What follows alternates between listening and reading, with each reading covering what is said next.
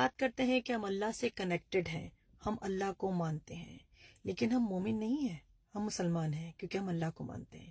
مومن وہ ہے جو اللہ کی مانتا ہے، اور اللہ کو ہم بھلا کیسے مانتے ہیں اور اللہ کی شکر گزاری کا حق کیسے ادا کرتے ہیں؟ اس کا طریقہ یہ ہے کہ لٹمس ٹیسٹ بنا لیجئے اپنی زندگی میں۔ اس کا کیا طریقہ ہے کہ آپ جو بھی کام کریں، کیا وہ اللہ کی خوشنودی کے لیے کر رہے ہیں یا اللہ کے بندوں کی خوشنودی کے لیے کر رہے ہیں؟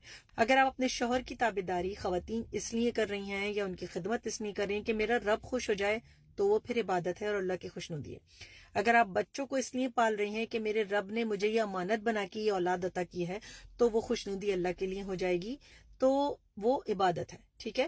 اگر آپ کوئی بھی کام اس لیے کر رہے ہیں، کھانا کھا رہے ہیں، بسم اللہ پڑھ کے شروع کر رہے ہیں، الحمدللہ پہ اختتام کر رہے ہیں، تو وہ اللہ کے لیے ہو گیا۔ اللہ کی محبت کا حق ایسے ادا ہوگا کہ ہم اپنی پوری زندگی تا حیات ہم مرنے تک اللہ کی خوشنودی پہ منحصر کر دیں۔ میں حجاب پہنتی ہوں وہ اس لیے کہ میرا رب خوش ہو جائے، میں آپ کے شوہر کی تابعداری کرتی ہوں وہ اس لیے کہ میرا رب خوش ہو جائے، میں اپنے والدین کی تابعداری کرتی ہوں وہ اس لیے کہ میرا رب خوش ہو جائے، میں اپنے بچوں کو دیانت داری کے ساتھ پرورش کر رہی ہوں تاکہ وہ اللہ تعالیٰ کے نیک بندے بن سکیں، تو اس لیے کہ میرا رب خوش ہو جائے، میں جھوٹ نہیں بولوں، میں چیٹنگ نہیں کروں، میں آنیسٹی سے کروں، کسی کے اوپر ظلم نہیں کروں، کسی کے ساتھ انجسٹس ہوتے ہوئے آواز اٹھاؤں، تو اس لیے کہ میرا رب خوش ہو جائے۔